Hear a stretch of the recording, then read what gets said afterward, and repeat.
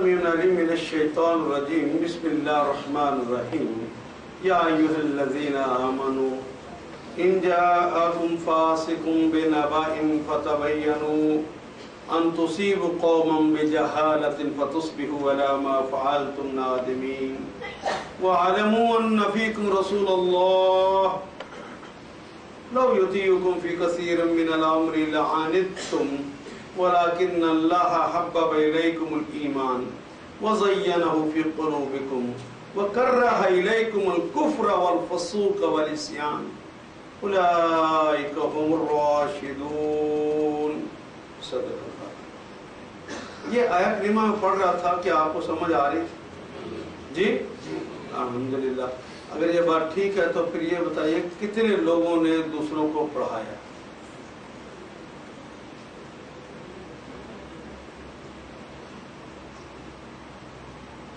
پہلے سے تو بہتر ہے، لیکن کرسیوں میں بیٹھے ہوئے لوگوں میں سے تو بہت کم لوگوں نے پڑھایا.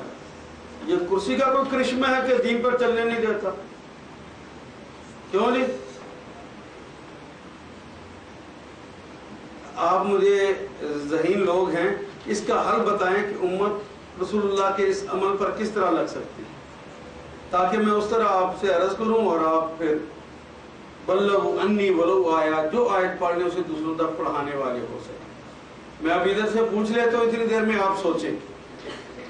جی بسم اللہ. ماشاءاللہ ماشاءاللہ. یہ تو تقریباً حال پورا ہے. اللہ آپ کو مبارک کرے. جی ادھر تو جواب 90% سے ابو ہے اور ادھر 9% سے زیادہ ہے. کیوں نہیں کوئی طریقہ مجھے بتائیے جس سے آپ زیادہ کام کر سکیں. چلیں آج میں آپ کو ایک اور کام دے دیتا ہوں. اگر آپ دوسروں کو بتاتے ہوئے شرماتے ہیں کہ ہیں رسول اللہ کی 1400 سال پرانی لائی ہوئی کتاب وہ پڑھائیں، ہمیں تو آج کے دور میں کوئی ماڈرن چیز پڑھانی چاہیے تھی. کسی کو بتاتے ہوئے شرماتے ہیں، لیکن بات یہ ہے کہ ہے تو ہمارا دین چھوڑ بھی نہیں سکتے. چلیں اگر آپ کسی کو نہیں پڑھا سکتے، اتنے کمزور ہو گئے ہیں، تو آج اپنے آپ کو گھر جا کے ایک دفعہ پڑھا دیں. یہ کر لیں گے؟ یہ مرد جو کہتے ہیں یہ کر لیں گے، ہاتھ کھڑا کریں. یہ امت محمد کی تباہی کا اعلان ہے کہ جو کہتی ہے ہمارے اندر یہ قوت نہیں ہے کہ ہم دوسروں کو پڑھائیں، اپنے آپ کو کر لیں. حضور شکست باہر سے نہیں ہوا کرتی، ہمیشہ شکست اندر سے ہوتی.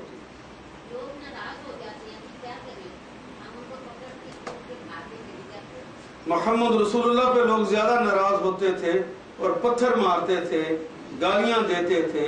اسی قرآن کو پڑھانے پر لوگ شہر بدر کرتے تھے، انہیں شب ابی طالب میں بند کرتے تھے، ان کی بیٹیوں کو گھروں سے نکال دیتے تھے. آپ کے ساتھ ان میں سے کچھ بھی نہیں. میں نے تو عرض کیا اگر یہ ہو جائے تو خوش ہو جانا کہ محمد رسول اللہ کی سنت پر عمل کرنے کا موقع مل گیا. آپ کسی کو پڑھائیں گے یا اپنی ذات کو؟ کسی کو بھی پڑھانا ہے اور اپنے آپ کو بھی. جب کسی کو پڑھائیں گے اپنے آپ کو خود بخود پڑھا لیا، یہ اس کے اندر خود بخود آ جائے گا. آج کتنے لوگوں نے ہاتھ کھڑا کیا، وعدے کہا جی کہ کل آج ہی ہم اس کو پڑھا کر آئیں گے. ہاتھ ذرا کھڑا کریں گے. آپ کے ساتھ یہ جو لین ہے یہ آپ ہاتھ کھڑا نہیں کر رہے، آپ نے پڑھا نہیں ہے. جی آپ نے دوسری لین کے اندر دوسرا تیسرا آدمی ہے، آپ نے پڑھا نہیں ہے، تو پھر آپ کیوں نہیں وعدہ کر رہے؟ مجھے بھی بتائیے تاکہ میں بھی اس کام کو چھوڑ دوں اس میں اگر کوئی اچھی بات ہے تو. لوگوں خدا کی قسم کھا کہتا ہوں یہی اثاثہ تمہارے کام آنے والا. کچھ بھی نہیں ہے تمہارے پاس جس کو اگر کہتے ہو یہ یار ہے، اگر وہی ہے جو میرے اللہ نے دے رکھی. یہ ساری خامیاں انسان کے اندر آتی ہیں، بے عملیاں آتی ہیں جن بنیادوں پر. وہی تو پڑھ رہے ہیں، وہی تو میں کہتا ہوں لوگوں کو پڑھاؤ. کل میں نے داڑھی کے حوالے سے کہا تو داڑھی جو مونڈتا ہے، میں نے پڑھایا کہ تقدم نہیں کرنا اور رفع صوت نہیں کرنی. اگر اللہ اس کے رسول سے پوچھتا کہ داڑھی رکھوں یا کٹوا دوں تو مجھے بتائیے وہ اللہ اس کے رسول کیا کہتے کہ داڑھی کٹوا دو؟ اس نے تقدم کیا، اسلامی کانسٹیٹیوشن کی پہلی شق کو توڑا، مومن رہ گیا؟ اس نے کیوں کیا؟ ایک آواز ہے محمد رسول اللہ کی کہ سنو میرے رب کا حکم ہے داڑھی رکھو اور مونچھوں کٹوا دو۔ میرے ملک کی تہذیب کہتی ہے، یورپ کی تہذیب کہتی ہے، میرے ابا جان کہتے ہیں داڑھی مونڈو، یہ ان کی آوازیں ہیں، وہ محمد رسول اللہ کی آواز ہے، وہ میرے اللہ کی آواز ہے۔ بتائیے جس نے داڑھی مونڈی ہے اس نے کس کی آواز کو بلند کیا ہے؟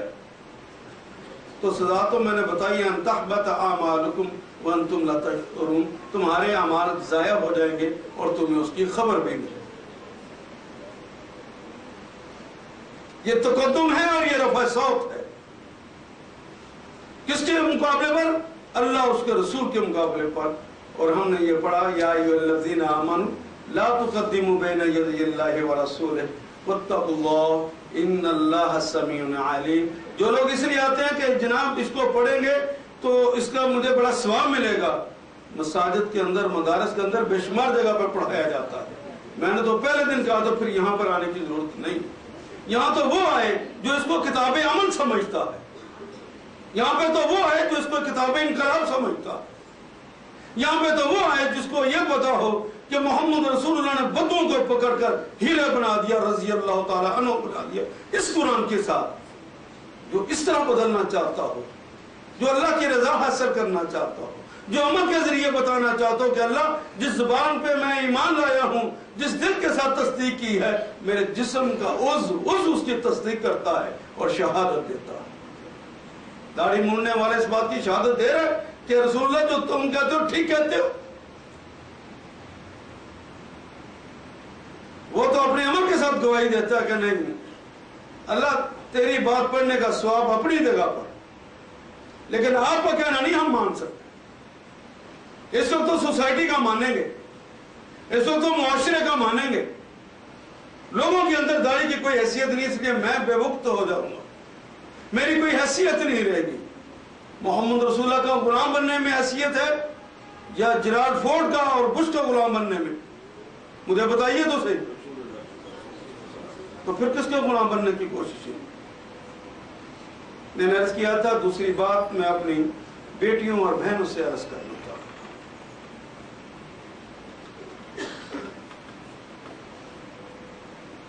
پردے کے حکم کے بارے میں کوئی بیٹی ایسی جس کو اس بات کا پتہ نہ ہو کہ اللہ اس کے رسول کا حکم ہے کہ مومنہ تم اپنے گھر میں ٹک کر بیٹھا کرو۔ اے مومنات، جب ضروری کام ہو باہر آنا ہو تو اپنے آپ کو حجاب کے اندر کر لینا، جلباب کے اندر اپنے آپ کو چھپا لینا، تاکہ پہچانی جاؤ کہ تم مومنات ہو، عام عورتیں نہیں۔ جو یہاں پر تشریف فرما ہیں یہ الحمدللہ انہوں نے عبائیں بھی پہن رکھی ہیں، میرے یہ وہ مخاطب نہیں ہیں جو کہ سی تھرو کپڑے پہنتی ہیں، میں ان کا تذکرہ آج نہیں کر رہا ہوں، میں ان کا بھی تذکرہ نہیں کر رہا جو سی تھرو تو نہیں پہنتی لیکن اوپر موٹے کپڑے ہی پہن لیتی ہیں چہرے، لیکن جن کے ننگے ہوتے ہیں، میں تو آج تذکرہ ان کا کرنے کا، کیونکہ میری بیٹیوں میں جو یہاں بیٹھی ان کے بہت ساروں کے چہرے ننگے ہیں۔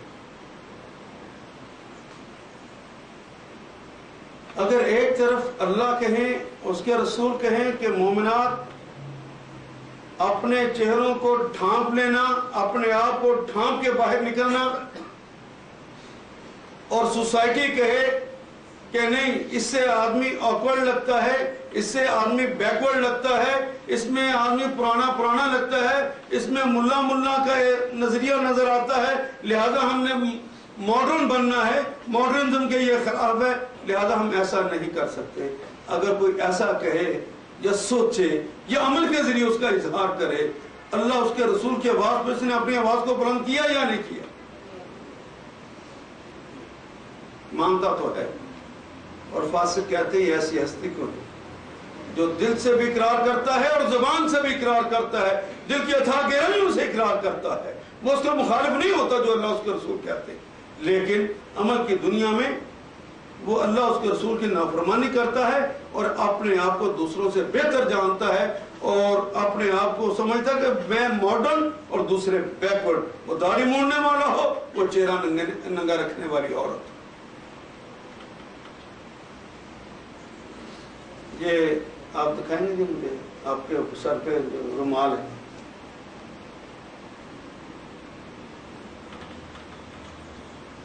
عرب عورتیں جن کے اندر یہ اللہ کے دین کے حوالے سے قرآن حکیم کی آیات سورہ احزاب اور سورہ نور میں نازل ہوئی تھی، وہ عرب عورتیں امی عائشہ ہوں، حضرت خدیجہ الزہرا ہوں، حضرت فاطمہ الزہرا ہوں، وہ کوئی بھی امہات المومنین میں سے تھی۔ کیا سمجھتے ہیں وہ لباس نہیں پہنا کرتے تھے؟ لباس پہنتی تھی یا نہیں پہنتی تھی؟ تو جسم ڈھکے ہوتے تھے ان کے یا نہیں ڈھکے ہوتے تھے؟ اور اس زمانے میں آپ نے جس طرح یہ کشمیر کے اندر مجاہدین خواتین کو دیکھا ہوگا، مجاہدات کو، وہ اپنا دوپٹہ یوں لیتی ہے،